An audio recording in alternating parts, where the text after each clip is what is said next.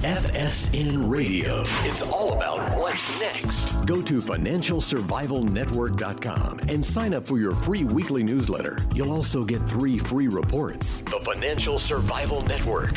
It's all about what's next. Welcome. You are listening to the Financial Survival Network. I'm Kerry Lutz. It's 7/17/17. And by the way, questions, comments, email us at kl@kerrylutz.com. So looking at the situation in the White House, what's happening there, sometimes your so-called friends can do a lot more harm to you than your enemies. And I know the saying, keep your friends close and your enemies closer, but there's a lot of frenemies there. People who should be friendly, but are really enemies, out to frustrate, out to terminate Trump and his agenda. And Dr. Gerard Lameiro is with us now to discuss what's happening. Gerard, great to have you back on the show. Oh, it's great to be back with you. Always, you have a great show. I appreciate that. So what's going on here in D.C.? They want to repeal Obamacare, but they don't really want to. They've been saying for 7 years they're going to repeal it. Now the Republicans have the opportunity to do it, and they can't get their act together. Is this a pathetic party, the party of stupid, or what? I think this is the party that's embattled with itself. I think there have been for decades 2 camps in the Republican Party that are vying for power. There's the establishment, what used to be called the Eastern Liberal Establishment. The Rockefeller Republicans. The Rockefeller Republicans, right? The Rockefeller Republicans. And then there are the conservatives, led back in 1964 by Barry Goldwater, but also showing up from time to time along the way in the eyes of other people. And so you have these 2 battling sub-parties, if you will. Neither one seems to really clearly dominate the other. The American people are on the side of conservatives. That's why they voted Donald Trump. They wanted an outsider to clean the swamp. And apparently, the leadership in the House and the Senate simply do not want to do what the American people want. And that foreshadows additional electoral changes that are going to take place. Yeah, well, you know, the Republican Party, the establishment, those country club Republicans, Rockefeller Republicans, whatever you want to call them, they are the swamp. And until you get rid of them, nothing is going to change. They need to be intimidated, they need to be beaten, and they need to be driven into submission. Till you do that, you got this McConnell, he's got a weak chin. My mother told me never trust any guy with a weak chin, and he's weak. He has a linguini spine. He has no backbone whatsoever. He needs to be gone. Well, I'll tell you, I think ultimately that's going to happen one way or another. Right now, I'll start by saying the Democratic Party is all but gone completely. They're off the deep end. They are in an electoral wilderness. They have lost so many seats across the country for the last 8 years. They are essentially a non-party. So really what you have is the Republican Party, and within that party you have the 2 camps that we just talked about. Right. And that is where the real battle for the future lies. And I see something happening. I see that they're either going to go along with the American people, which means that in essence the conservatives will triumph over the establishment Republicans, and the Republican Party will turn into a conservative party, or in 28, and I'm talking about what's happening right now, they have to go along with the American people right now, or in 2018 you're going to see an attempt by conservatives to oust many Republican incumbents. And there are going to be challenges left and right across the board for a more conservative Republican Party. Now, if that fails, then I think in 2020 there will be a new party, a conservative party. I think the conservatives will abandon the Republican Party. The Republican Party will become the minority party. The conservative party will be the one that's triumphant, and the Democrats will be a footnote on history. Yeah, well, you know, the political parties are corrupt to the core. The founding fathers, I hate to go back to history, never, ever anticipated that they would be on the political landscape. And now, you know, we got this mess that is it's not Democrat or Republican. It's the uniparty, as they call it. And they're all good buddies. They're all friends. And look, if the fate of the health care bill is riding on the health of John McCain's brain, then that party's got a problem because, I hope he has a speedy recovery and a really, really long retirement, happy retirement, productive when he's out of the Senate. But the guy is no good. He doesn't have the interest of the country at heart. He's a warmonger. He just wants us to get into World War III with Russia so he can live out some kind of fantasy or so his sponsors can cash in on the war economy. This guy is the worst. I think that really all of this problem, the scenario that we've seen built up over the decades, really is the fact that the people have been elected and then they get elected permanently. And I think that's where the source of the problem lies. If everyone were limited to 2 terms or 1 term, do their service, they do it like a stint in the military for 4 years or 6 years or 12 years, whatever the number is. They shouldn't be there for life.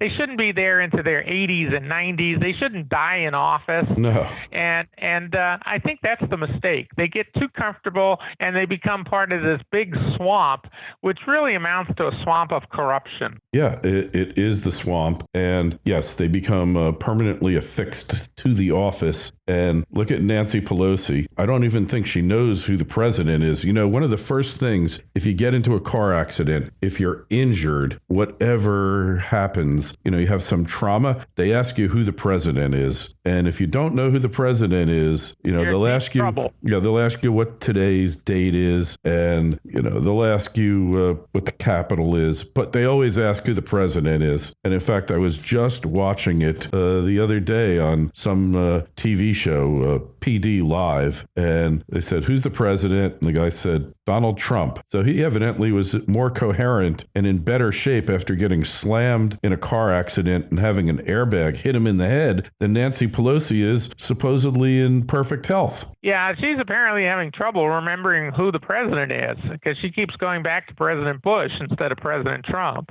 Right. Well, that was her heyday, I guess.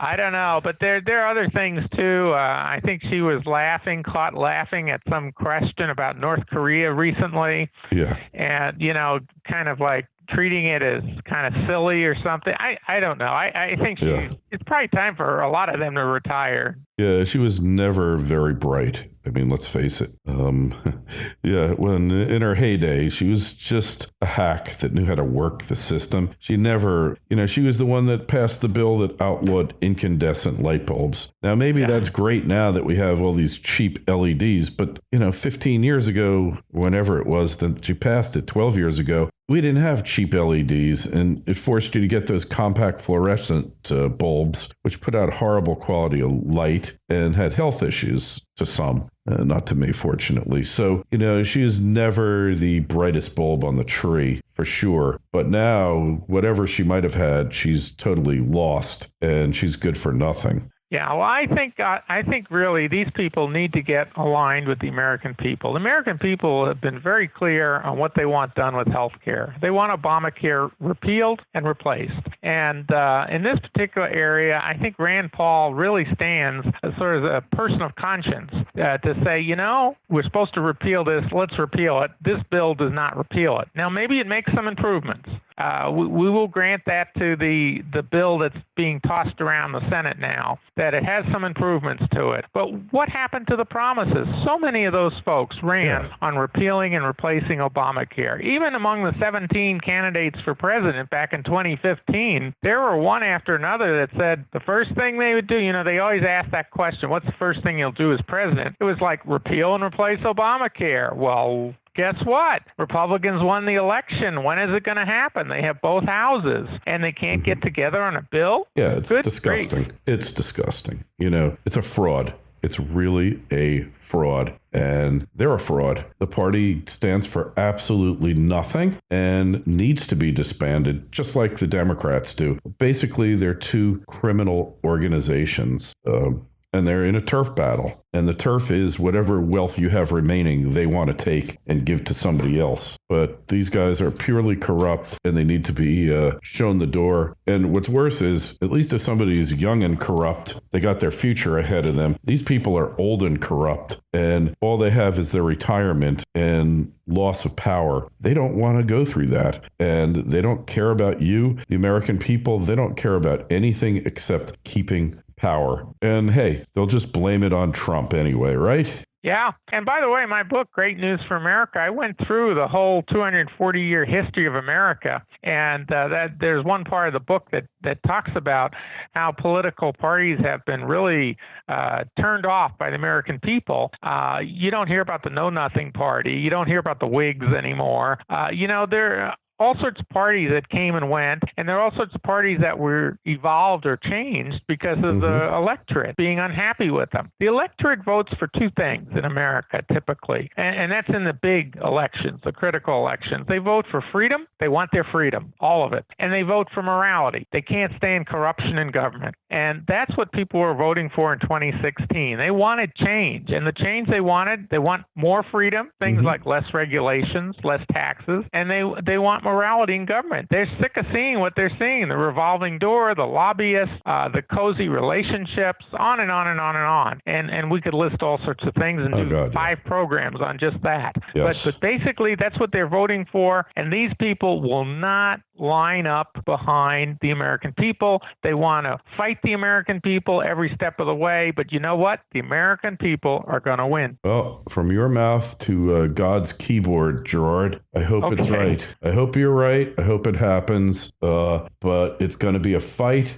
and there's nothing you can do about it. It's going to be a fight. So that's right. It's a power fight. That's what the fights are about. Yeah. It's who's going to run this country, the American people or a small group of elite establishment folks. Right. Yep. And, never underestimate the lengths that they will go to hold on to things here, Gerard, Well, that's what we're seeing with the war against Trump, and all the other things we're seeing, trying to make a scandal out of Russian collusion, which there was no collusion. And collusion, by the way, is not a crime. You're allowed to talk to other foreign countries. And that, as Hillary proved with the Ukraine, and Senator Ted Kennedy proved with talking to the Russians about Reagan, right, and wanting them to interfere with Reagan. So, this goes on, but they try to make a crisis where there is no crisis. They try to make, in fact, that's kind of one of the progressive socialist tactics all along. Everything is a crisis, global climate change, cranberry. You remember the cranberry crisis? Yeah. That was a big scare, and cell phones are going to cause cancer, and junk science goes wild on the socialist side of the house. For sure. And hey, it's like this is the situation. This is the way it is, and they better get with it, because if they don't, they got problems ahead of them. It's not a good situation. So what are we going to do here? I was going to say the Democrats don't have such great outlook for 2018 either. No. They have 25 seats to defend out of about 32 or 33 that are running. And 25 seats to defend in this climate for the Democrats is bad news, given their positions on things. Because the American people are not real happy with them. And I think you're going to see Republicans have over a 60-vote majority, with many of those much more conservative than the incumbents that currently hold the seats.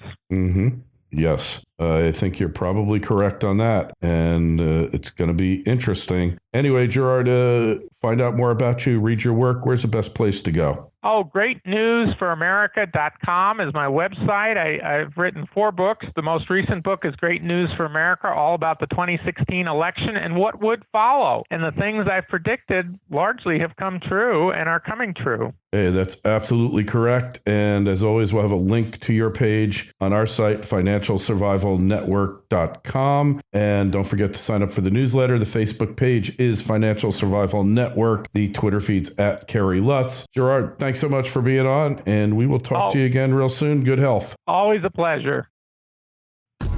FSN Radio. It's all about what's next. Go to financialsurvivalnetwork.com and sign up for your free weekly newsletter. You'll also get 3 free reports. The Financial Survival Network. It's all about what's next.